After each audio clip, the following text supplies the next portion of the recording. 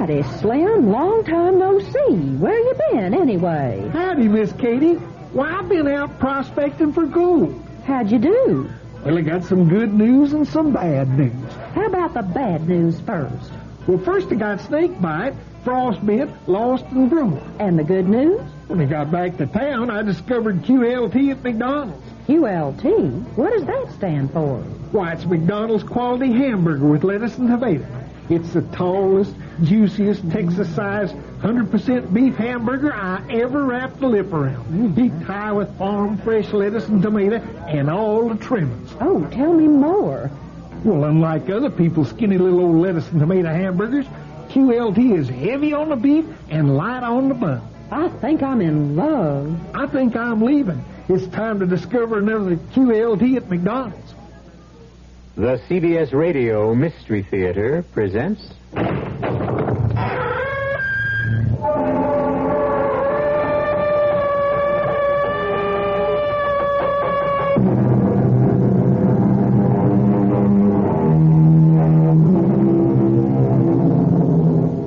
Come in. Welcome. I'm E.G. Marshall. We've been waiting for you. We knew that you'd be back. We know that by now you've discovered there's no fear like the fear you can hear. And we're going to fill your ears with a story about the most basic fear of all, death. We're going to tell you a story about a man who dispenses death the way other men dispense haircuts. A man known in the parlance of the underworld as the Hitman. In case you're unfamiliar with criminal vocabulary, allow me to explain. A hitman is someone hired especially to terminate the life of someone else. He's a killer, Connie. The guy's a hitman, a hired gun. He's come here to kill me. No, he hasn't. Have you, Mr. Derry? Who, me? Do I look like that sort of person, Mrs. Breach? You don't look stupid, Mr. Derry. If you were going to kill my husband, you would have done it by now. Why haven't you?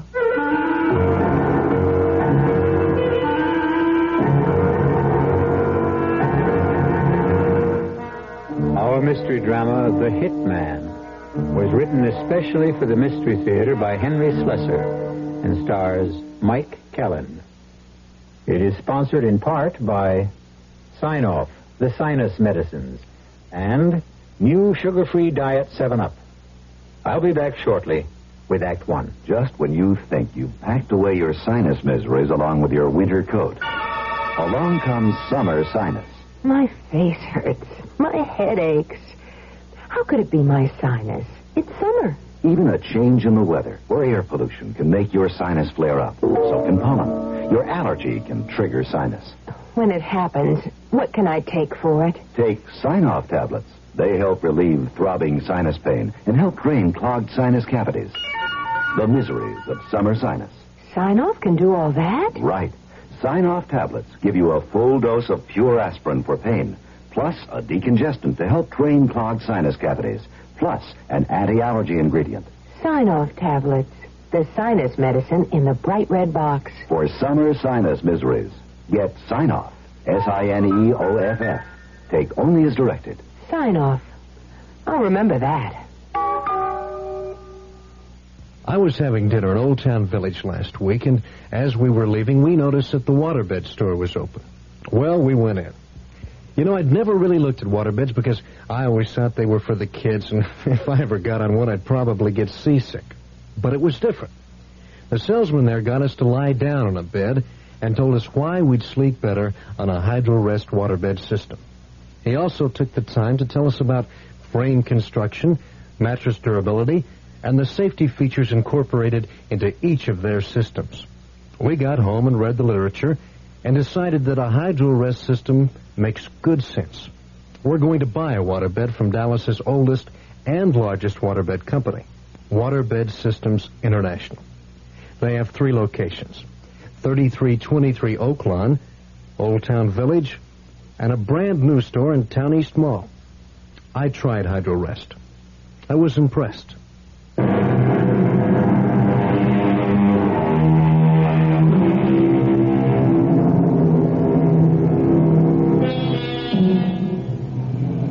story begins in a bus terminal of a large eastern city, a place of arrivals and departures. In the crowd, we can see a rather sallow young man searching every face and scowling at his inability to recognize the man he has come to find. But then, he doesn't know what Jim Derry looks like. Jim Derry tries not to make himself too visible a person. Mr. Derry has a very good reason. But now the young man spots someone pulling on a pair of light-colored gloves, and he recognizes the signal, if not the man. Warm day for gloves, ain't it, mister? I got cold hands.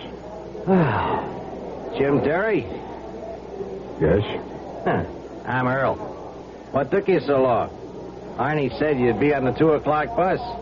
I've been hanging around this crummy terminal for an hour. A gypsy told me never to take a 2 o'clock bus. They didn't tell me you were a comedian. What did they tell you about me, Earl? Come on. Arnie's waiting.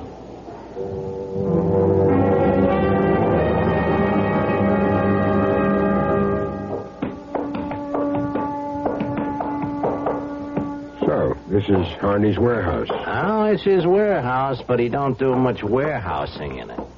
Come on. His office is right here. Yeah, who is it? Hey, it's Earl, Mr. Harney. Come in. You took your sweet time getting here. Well, it wasn't my fault, Mr. Harney. He didn't show until 4 o'clock. Sad idea, Derry. I hired somebody. I expect a little punctuality. Well, I told you he didn't have to go outside the organization. I could handle it for you, Mr. Harney. I said shut up. I hate these family quarrels. Do you want to talk business now, or should I come back later? We talk now. Good. Then give the kid a quarter and send him to the movies. Beat it, Earl. Yeah, okay.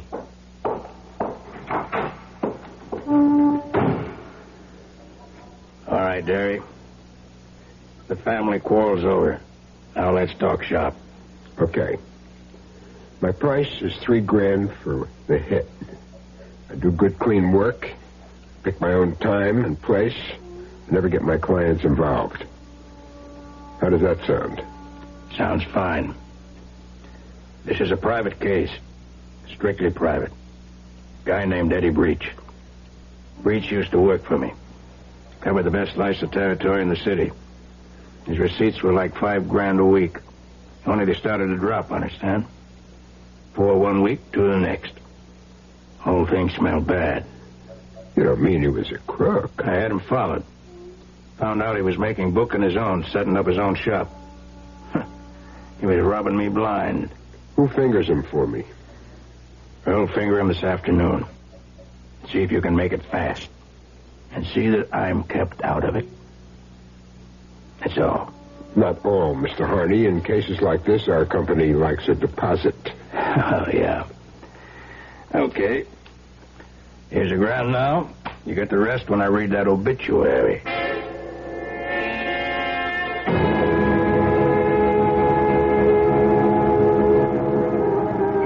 It's almost 6 o'clock. We've been staring at that apartment house for half an hour. Now you know how I felt, Derry, waiting in that bus station. I thought you said Breach should be home by now. Oh, he'll be here. I've been clocking him 3 Fridays in a row. He takes his wife to see the doctor every Friday afternoon, and they get back around now. You didn't tell me he was married. What difference does that make? I just hope he's insured. I like making rich widows. Hey, there's his car. Hand me those binoculars. Don't forget to get a look at his wife. She's worth seeing, even if she is crippled. What? Look for yourself. A wheelchair? He's taking a wheelchair out of the back. She's got a nice pair of legs.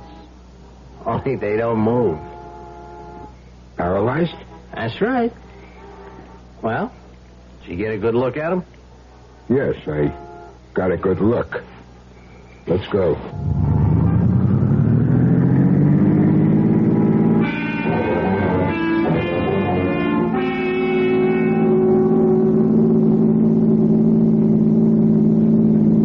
How come Breach married a cripple? He didn't. That was no kitty car he was pushing around. That chick was in one piece when he married her. In fact, what happened to her was all his fault. How do you mean? I got into an argument one day and he belted her. She fell down a flight of stairs and busted something in her back. Sounds like a real nice guy. It'll be a pleasure to do business with him. Yeah, well, don't forget who you're doing it for. Harney's paying you for this job, not Mrs. Breach. For her, I do it for love.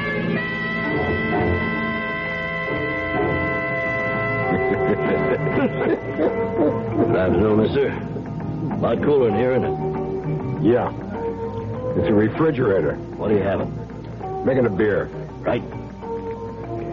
I just hit this town yesterday. Still haven't found out where the action is.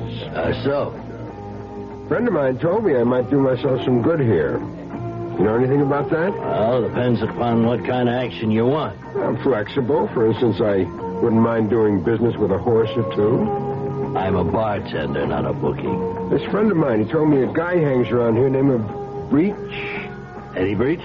That's him. He said Breach might be the firm to do business with. You know him? Yeah, I know Mr. Breach. He's a nice guy. Comes in here sometimes with his wife. His wife? In here? Well, why not? I run a family place here. What's Mrs. Breach like? That woman is really something. She's a cripple, you know, in a wheelchair. But she never beefs about it. Best looking chick you ever saw, and she keeps right on smiling. Wheelchair and everything. That's tough, all right. Wheelchair. It's like a stretch in prison. Oh, she's lucky having a husband like Mr. Breach. He's real good to her. Buys her anything she wants. Takes her to the doctor every week. The way I heard it, Breach is the one who put her in the wheelchair. Well, I wouldn't know about that, but he treats her like a queen, I can tell you that. I mean, cripple or not, that is my idea of a happy marriage. Hey, you didn't touch your beer.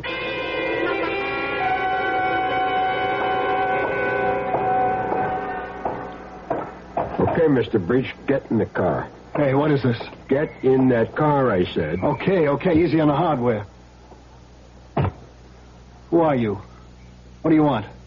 Start your car, head west of the highway, and keep going till I tell you to stop. Listen, you want my wallet, take it. Start the car.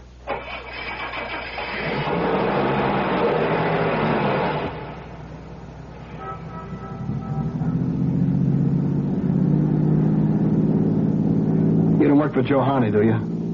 Keep driving. I asked you a question. I work for myself. Look, if Harney did send you, let's talk about it. I'll pay you twice what he's giving you. Just tell me how much. How do you know Harney wants you dead? Maybe it was your wife. Harney's not the only one who hates your guts. Connie? You're crazy. So that's her name, huh? Connie? She wouldn't do anything like that. She needs me. Needs you for what? To belt her again? Who told you about that? You must have been a pretty brave boy. Slugging a woman. That took guts. I'm trying to make it up to her. For Pete's sake, will you give me a chance to make it up to her? That's why I need that money. That's the only reason. So you did cheat Harney. You admit it? I'd cheat my grandmother if it helped Connie. Keep your eyes on the road, Eddie.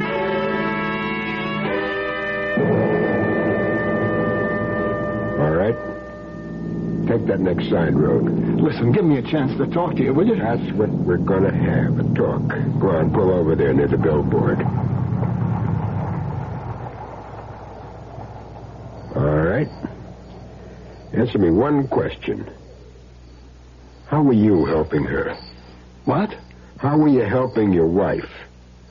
This doctor you see every Friday, did he say something could be done for her? No. I never said that. The spinal cord is all busted up. All he can do is make her more comfortable. So the sentence is life. You think I don't feel lousy about it? I know it was my fault, but I didn't mean it. She might be better off without you. Maybe she would. All right. Let's go. Where to now? We're going to your place.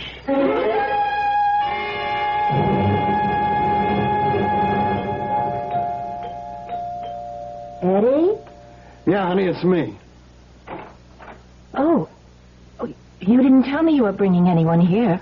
I decided not to go downtown. I ran into a friend of mine, and we got to talking. My name is Derry, Mrs. Breach. Jim Derry. I'm sorry to bust in on you like this. Oh, but I'm glad you did. Really. I love to see Eddie's friends. We don't do very much entertaining. You got a nice apartment, Mrs. Breach. Oh, thank you. I keep it uncluttered so I can scoot around easily in this wheelchair. My track record is 1 minute, 3 seconds from the living room to the bedroom to the kitchen. That's quite a record. Now let me get you a drink. Eddie says I'm the best rolling bartender in town. Watch me. Don't bother, Mrs. Breach. I don't drink. Not on the job, right? Oh, please, let me get you something. You see, I'm grateful to you, Mr. Derry. I was looking forward to a lonely evening when you came along. My husband usually works very late. Honey, you look a little tired. Did you take your pills yet? Oh, I'm fine, Eddie. Stop worrying about me. Please sit down, Mr. Derry. It's such a pleasure to talk to one of Eddie's friends. Now, let's cut this out. He's no friend of mine. I never saw him before in my life. What? Tell her who you work for, Derry. All right. At the moment, I work for a man named Joe Harney. Harney? That's right. And what do you want from us? I want us to sit down and have a talk. I'm already sitting down, Mr. Derry. Joe Harney isn't pleased with your husband, Mrs. Breach. He thinks he cheated him. Cheated him out of a lot of money. Well, I'm sure that's not true. I didn't cheat him. I just wanted the business for myself. I got a right to go into business for myself. Yes, I know. It's called free enterprise. But just the same, Mr. Harney is very angry. He's not just angry, he's afraid. He's worried that if Eddie gets away with this, he'll set a bad precedent. So he only knows one remedy for the situation. And tonight, this could have been it. A gun. Please. Put that away. He's a killer, Connie. The guy's a hitman, a hired gun. He's come here to kill me. No, he hasn't. Have you, Mr. Derry? Me? Now, do I look like that sort of person, Mrs. Breach? Well, you don't look stupid, Mr. Derry. If you were going to kill my husband, you'd have done it by now. Why haven't you? I'll tell you why. Because he wants a deal. He wants me to pay him more than Harney's paying. Oh, be quiet, Eddie. Your husband isn't thinking straight, Mrs. Breach. It isn't that easy. You think that Harney will be satisfied if I let him live? If I walk off this job, somebody else walks in. This isn't the only gun in the world. He's right, Eddie. Maybe the only way is to give him the money back. There's nothing to give back. You think money stands still in this business? Look, maybe if we left town, went to Mexico or someplace. Harney won't give up that easy. It means too much to him. Well, I'm not staying here. I'm getting out. I'm getting as far away as I can. Eddie. Both of us, Connie. I meant both of us. You expect me to run? In a wheelchair? Maybe Mr. Derry can tell us what to do. I can think of only one thing. Joe Harney wants a dead body. That's what we'll have to give him.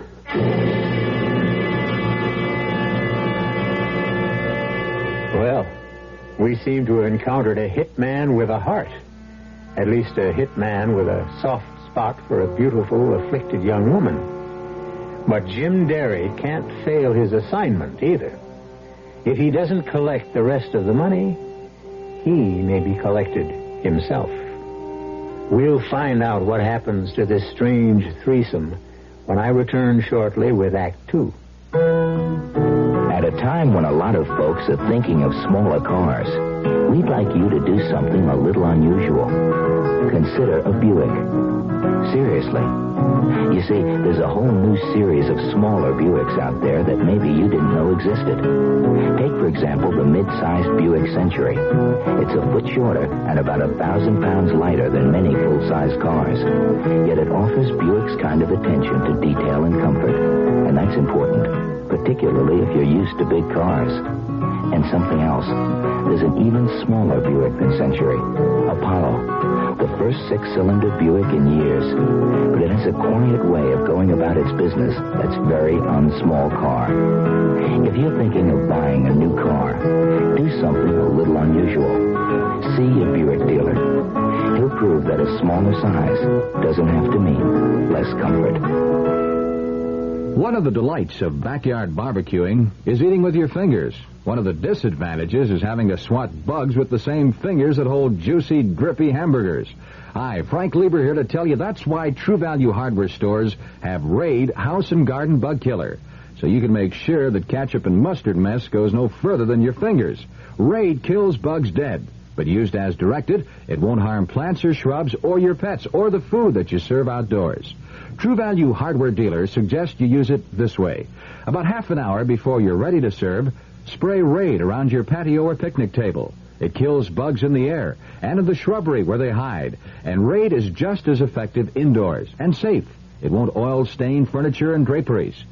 The 13.5-ounce aerosol can of Raid House and Garden Bug Killer is just $1.29. Just one of the values you'll find at the True Value hardware store near your home.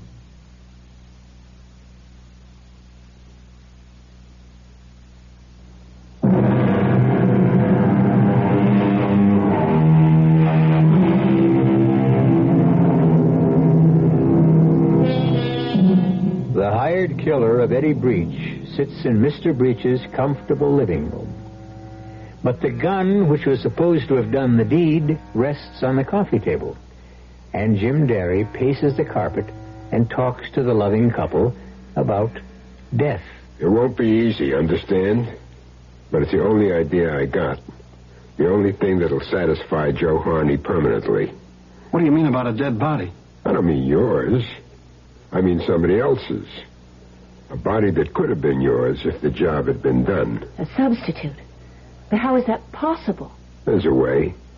I have to stick my neck out to do it, and there'll be some expenses. How much?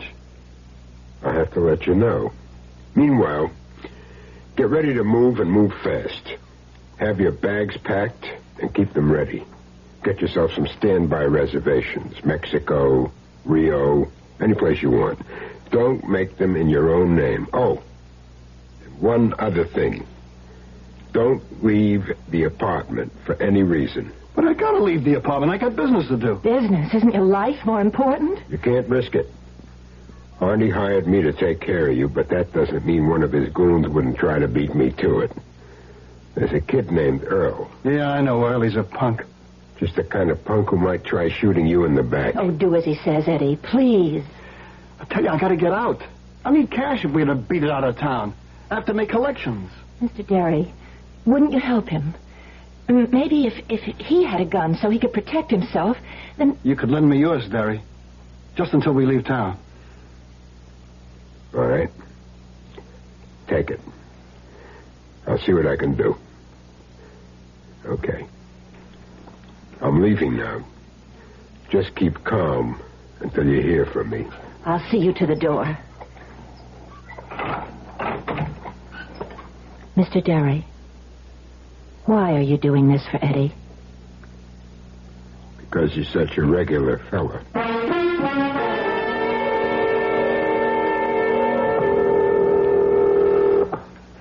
Figaro mucho, Eddie. Fig, this is Jim Derry. 3 cheers. What are you doing back in town? You ain't been here in 10 years. Business, Fig.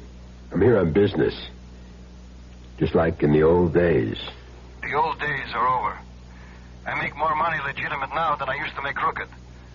For me, crime doesn't pay, like it says on the posters. Well, this is legitimate. Almost. I want to make a purchase. What kind? You are the only store in town that has what I want, Fig. I want to buy a corpse. I don't know what I'm doing this for. I must be getting soft in head. Tell me about the body, Fig. He's a short, heavy cookie, maybe 50 years old, full of mustaches. But does that matter? No. I guess it won't matter. Not after I get through with him. When can I take delivery? Tonight. You could bring your car around to the back of my place, say, around 11 o'clock. Okay, Fig. I'll be there. You sure there won't be any complications? No, the guy doesn't have any family. He'll end up in the city cemetery anyway. That's fine, Fig. That's just great. Come on, Daddy. Come on, level with me. What are you going to do with a corpse?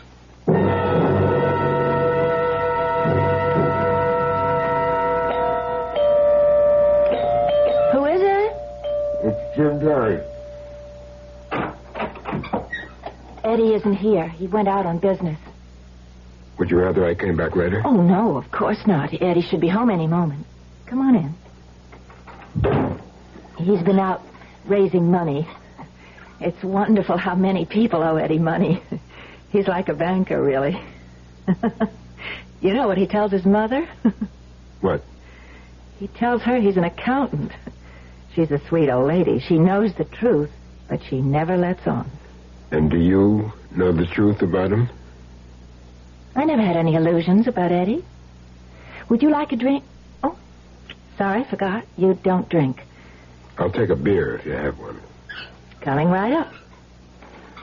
Oh, maybe when we were first married, I had an illusion or two. It's easy when you're young, and you've got a nice straight spine. You're still young. Yes. Well, still that, I suppose. Oh, what do you know? No beer. It doesn't matter. Does he leave you alone a lot? Beg your pardon? That banker husband of yours? Oh, Eddie's a busy man. He doesn't have normal hours like other people. I don't suppose that you do either. We're talking about Eddie. You're curious about him, aren't you? Trying to make some moral judgment?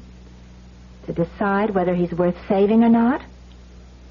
I've already decided that, haven't I? Do you know about Eddie and me? About the accident, yes. We were living in an old brownstone. Eddie was late. I was waiting for him at the top of the stairs with an argument all ready, and I said a lot of nasty things, and so did he, and he started to shake me, and I lost my balance. Well, how do they look? Your legs? They look fine. You'd never know they were dead, would you? You know something? I've got my own theory about you, Mr. Derry, about why you're helping us. You do? Mm-hmm. I've been a cripple for over a year, and I've become an expert on pity. I can spot pity half a mile away. You think that's my reason? That's everybody's reason. It's me, honey. Sorry. Hello, Derry. I just came to tell you that everything is set. What does everything mean? You are going to be a dead man by tomorrow morning. You can leave town as soon as you get on a plane. There's one leaving for Mexico City at 4 tomorrow afternoon. We got reservations. You better confirm them. What's going to cost me what you're doing? In cash, $1,000. $500 for me, $500 for a friend of mine. A couple of pieces of jewelry. And that car of yours. My car? You can't take my car. You won't need it in Mexico. They got donkeys. Now, wait a minute. Eddie, we've got to do as he says. If you don't like my proposition, you can always say no. Then you can take your chances with Harney. Okay. What else do you want? I'll need your wallet, your watch, any other jewelry you carry. That wedding ring, is it inscribed? Yes, I had it done. Let's have it. What's the idea of all this? Your car is going to be in an accident tonight, Eddie. It's going to catch on fire. There'll be a body in the car, burned beyond recognition. But everybody will know who it is, of course. It'll have your wallet, your watch, your keys, your wedding ring. But whose body? Don't worry. The guy will be dead to begin with. It's only what you might call a cremation ceremony. So Harney will think you did the job. He'll only believe it if you get out of town as fast as you can. When that body is discovered, you are dead. I don't want you around making a liar out of me. That's neat, Derry. Very neat. You still get paid that way, don't you? Eddie. Get me what I need, Eddie, the money and all the rest of the stuff. What about your gun?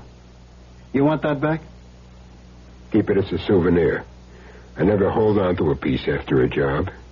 And this job is just about over.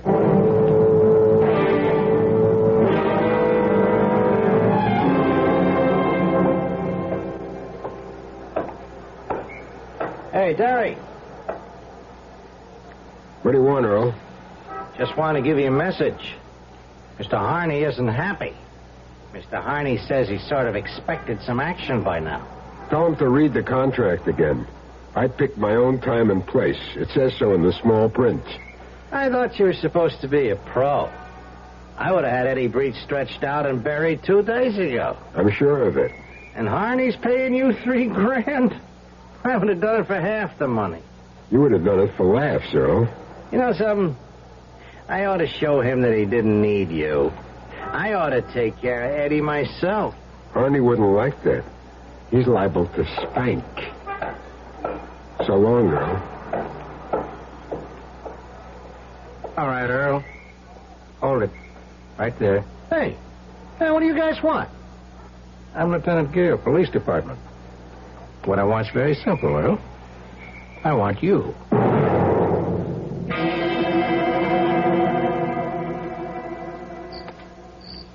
Well, here's the merchandise.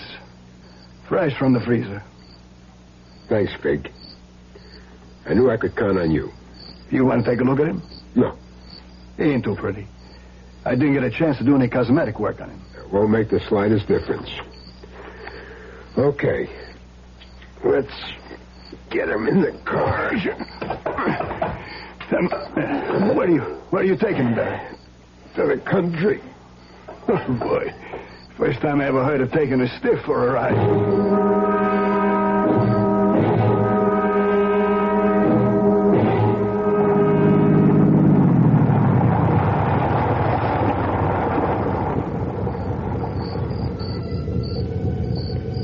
Okay, Mr. Nobody. Time for the ceremony. First, you've got to get behind the wheel. I'll dump your wallet in the clear. Now, here's your pretty jewelry.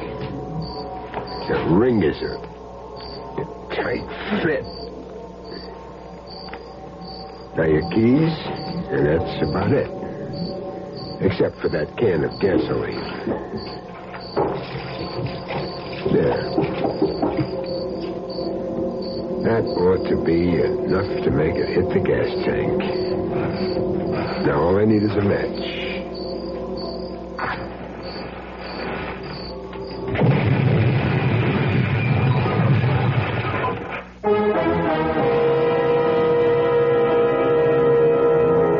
And so Jim Derry has completed his assignment.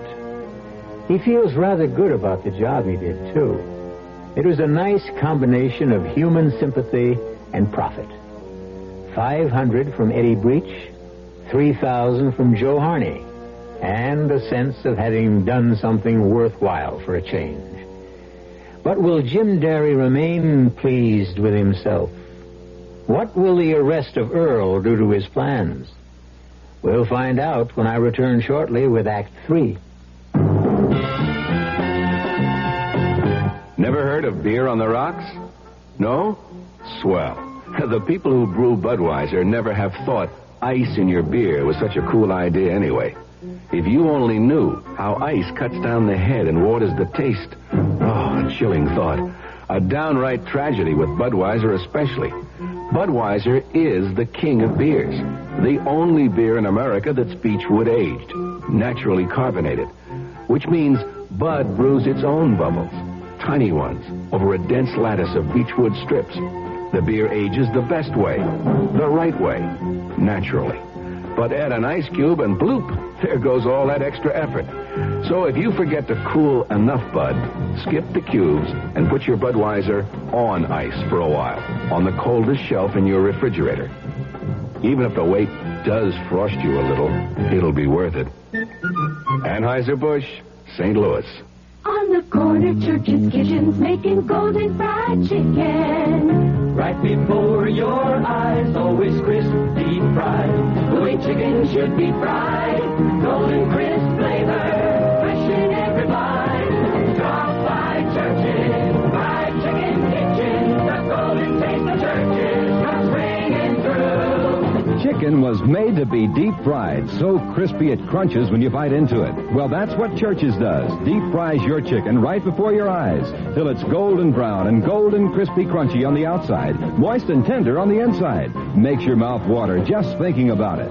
So what are you waiting for? Drop by Church's on your way home and pick up a box of the Crispy Lovers chicken. Your family will love you, and so will we. Drop by Church's Fried Chicken Kitchen. The golden taste of Church's comes ringing through. The golden taste of Church's.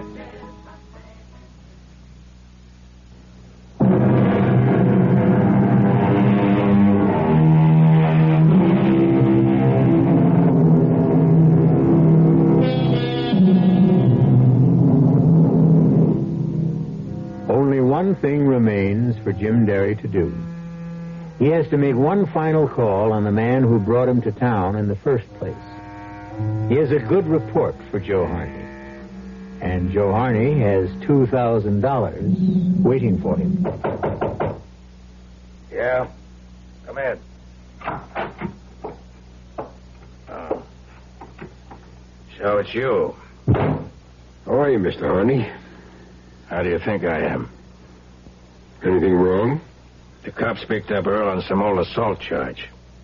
That kid's more trouble than he's worth. I could have told you that. Well, at least there's one problem you won't have anymore. You mean Breach? You won't be hearing from him again. Give me details. He's dead. That's a big detail.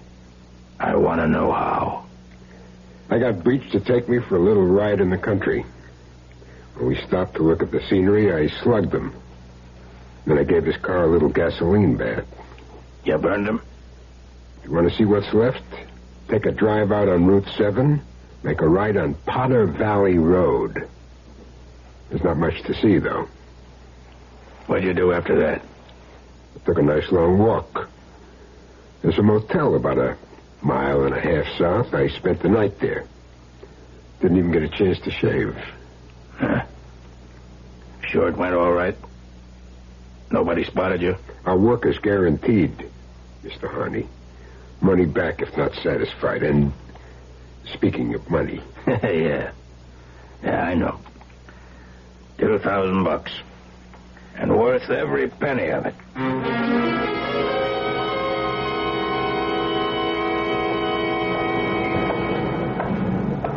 Excuse me. Your name James Derry? Pardon?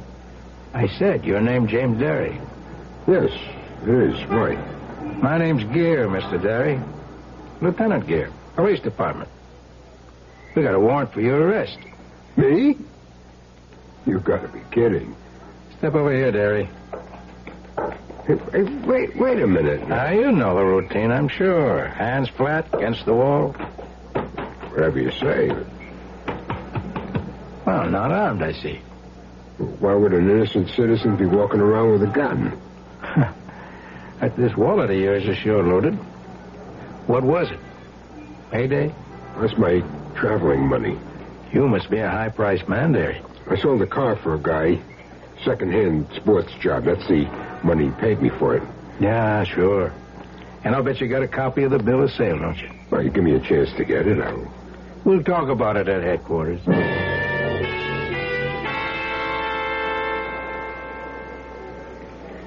You ever use an alias, Derry? No. What for? You know a man named Joe Harney? I met him once or twice. What do you talk about? The weather. Now, don't be cute, Derry. We talked about horses. Mr. Harney likes horses a whole lot. Yeah, we know all about that. We also know that Joe Harney paid your way into town a little over a week ago. That right? I can afford my own car fare, Lieutenant. Harney brought you here to do a special piece of work for him, didn't he? Wrong. You see, Derry, there isn't very much we don't know about Joe Harney. For your information, the DA has been lining up a case against him for the last 6 months. You're hard luck that you came into the picture right now. I don't know what you're talking about. Well, maybe I can make it a little clearer. You got something I want to read to you. It's a statement from somebody you may know.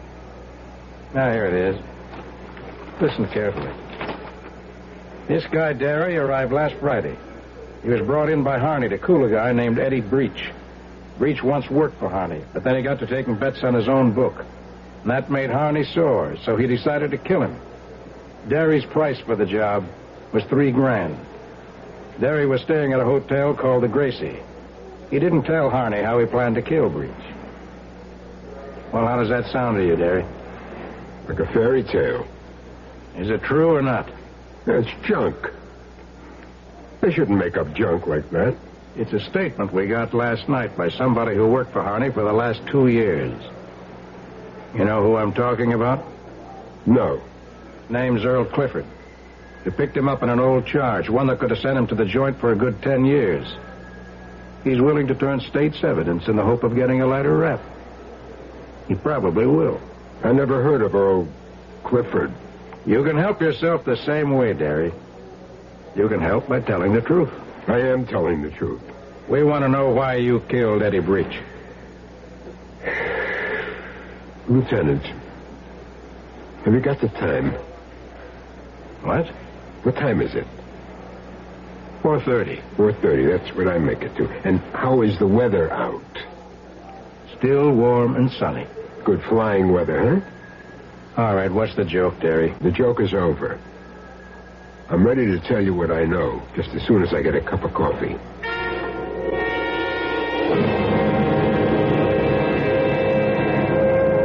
Sure.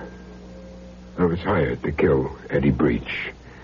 This guy, Joe Harney, called me and gave me the contract. I don't know why he picked me. I never did that kind of work before. Sure, Derry. We know. Your hands are nice and clean. Anyway, I came to see Harney. He told me the setup. Seen this guy Breach has been jabbing him for money, and he wanted him dead. Well, I said I'd do it. I see. Only I didn't mean it, Lieutenant. I'm no killer. Like you said, I'm clean. No record, nothing. No convictions, no. You know what I did? I went straight to Breach. I told him the whole story. Him and his wife. She's a cripple, you see, in a wheelchair. I felt sorry for her. For both of them. We know about Mrs. Breach's condition. Go on. I said I wouldn't do them any harm, but that didn't mean that they were safe. Harney would just hire somebody else to do the work. That was very nice of you. I wanted to help them, Lieutenant. I told them the only thing was to make it look as if Breach was killed. I said I could arrange the whole thing for them. And that's what you did? Yes. I got a body. A dead body from a funeral parlor I know. I put the body in Breach's car. I drove it out on Route 6, parked it on a side road called Potter Valley. I doused the car with gasoline. I set it on fire. You'll find Breach's watch and ring on that body. The wallet is in the grass someplace. Only the body isn't Eddie Breach's. Well. That's quite a story, all right. It's the truth. You send your boys out on Potter Valley Road. We don't have to do that, Derry. We've already found Breach's car. Well, swell, then you know I'm telling the truth. I mean, you got experts. They won't be fooled by a fake corpse. The guy was almost twice Breach's age. He was heavier, shorter. Tell me honestly, Derry. You did all this because you felt sorry for the guy? Yes. Look, I'm not saying he was an angel. He beat up his wife once. He made a cripple out of her. Only now, he's trying to help her. That's why he cheated Harney in the first place, to help his wife. A real sweet guy, huh? Well, Derry, too bad it isn't true. What do you mean? Oh, Eddie was responsible for his wife's injury. We know that. Sure, he knocked her down a flight of stairs. But you know why? They had an argument about coming home late. Oh, no. They had an argument about a woman. She caught him in the apartment with a girl named Louise something. She didn't tell me that. And Breach didn't give up Louise after that either. He's been cheating on his wife ever since. The fact that she was in a wheelchair only made it easier. No. I never knew about that. But his wife knew, Derry. What? That was the tough part. Connie Breach knew all about it. And there was nothing she could do. Just had to sit there in that wheelchair and let him do whatever he pleased. That's your good friend, sweet Eddie Breach. Well, she said she didn't have any illusions about him. She knew what he was. Too bad you didn't. All this time, she must have been hating him. Hating his guts. Anyway, they're gone now. They're on their way to Mexico City right now. No, they're not. Oh, yes, they are. They took a 4 o'clock plane. You're a liar, Derry. What are you talking about? You tell a nice, touching story. But, Derry, you're a liar. You made a deal with Breach, all right, sure. He gave you $1,000, and you arranged this phony car accident for him. But you intended to collect from both sides, didn't you? No, I was helping him get away. Were you? Let me read you something else. Edward Breach, 29 years of age, male Caucasian, shot to death in his apartment at 404 East 75th Street. What? The bullets came from a Farrington .38, found at the scene. That can't be. We traced the gun to the man who sold it to you, Derry. He can describe you to a T. Hey, wait a minute. That's how you got that $3,000 from Joe Harney, by doing the job you were hired to do. That's a lie. Breach took that plane, I tell you. He is on the plane. He's in the morgue, Derry. Where you put him. It can't be true. All right, Derry. I see you need a lot of convincing. Sam, send in Mrs. Breach. Connie is here? Right outside. Come in, Mrs. Breach. Are you sure it's... It's all right. Please come in. They didn't tell me that Mr. Derry would be here. I'm really sorry to do this, Mrs. Breach, but it's really quite necessary. I want you to repeat exactly what you told me. Yes. All right. I was in my bedroom last night around 7:30. I heard the doorbell ring, and my husband answered it. Eddie was always having visitors at all hours, so I didn't think anything of it, and then I heard 2 shots. I was frightened, but I opened the bedroom door and looked out. And that's when I saw him. Saw who? He was standing there, holding the gun. I screamed, and he dropped the gun on the floor and ran out. It's all right, Mrs. Breach. It's all right. Please, can I go now? Yes, ma'am. You can go. Wait a minute. Now, Mrs. Breach, Connie. How dare you call me Connie? You murderer.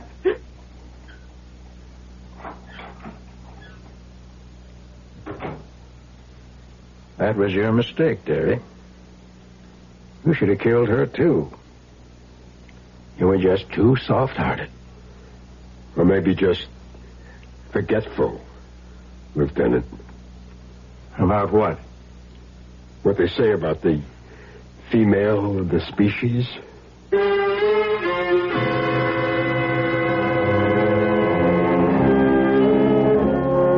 And so the kind-hearted hitman falls victim to a revengeful woman. We can only hope that justice finally triumphed, that Lieutenant Gere eventually realized the truth about what happened in that apartment on East 75th Street. Although, who's to say that Mrs. Edward Breach isn't already in a prison of her own contrivance? I'll be back shortly. Hello, Ms. Goldilocks here, and welcome to my professional taste testing laboratory. Oh, Papa Bear, could you bring that case of sugar-free Diet 7-Up over here? Another case? Miss Goldilocks, you're drinking this sugar-free Diet 7-Up like there's no tomorrow. You can't still be taste testing it. Oh, no, Papa Bear. Sugar-free Diet 7-Up has already earned my seal of approval. It's fresh, light, natural, delicious. I drink it because I love its taste. Now hurry up. Okay, here. This sugar-free Diet 7-Up really tastes delicious. Ladies, if you're tired of switching from one diet drink to another, take some advice from Ms. Goldilocks. Try sugar-free Diet 7-Up and you'll say, yes, this one's just right. I'll bear witness to that, Goldie.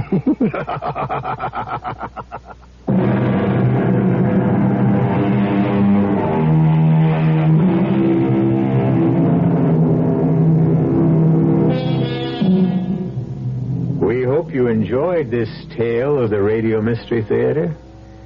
If you come back next time, I'm sure we'll have another tale of murder, trickery, deceit, terror, and other goodies. Our cast included Mike Kellen, Alan Manson, Earl Hammond, and Lon Clark. The entire production was under the direction of Hyman Brown. Now, a preview of our next tale. I picked up his top coat to hang it in the closet, and this fell out. A lipstick. Yes. Mandarin scarlet. The same color the Ripper To uses. scrawl those horrible messages like last night on the wall of Miss Mate's room. Well, it seems to me you're letting your fears run away with you, building up a case in your mind. Well, what about last night? He just happened to come home minutes after the murder, he says. And you think... I think he was lying. I think he killed Miss Mapes, left by the fire escape at the end of the second-floor corridor, and then pretended he'd just arrived home. Claimed he'd forgotten his key, so he'd have a witness to prove an alibi if he needed one. Well, it's clever thinking, if that's so. He's a clever man. Believe me, he is. And I'm afraid of him, Lieutenant, terribly afraid. Radio Mystery Theater was sponsored in part by Anheuser-Busch Incorporated, Brewers of Budweiser, and Buick Motor Division. This is E.G. Marshall inviting you to return to our Mystery Theater for another adventure in the macabre. Until next time, pleasant dreams.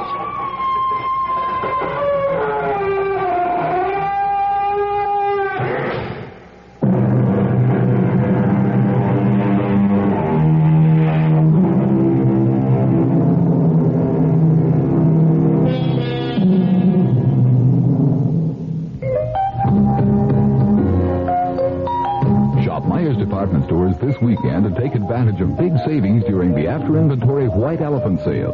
The sale begins Thursday at noon and lasts through the weekend. Listen to these specials. A group of men's no-iron slacks and jeans are just $3.99 a pair. Ladies and girls' summer playwear is on sale for just half price.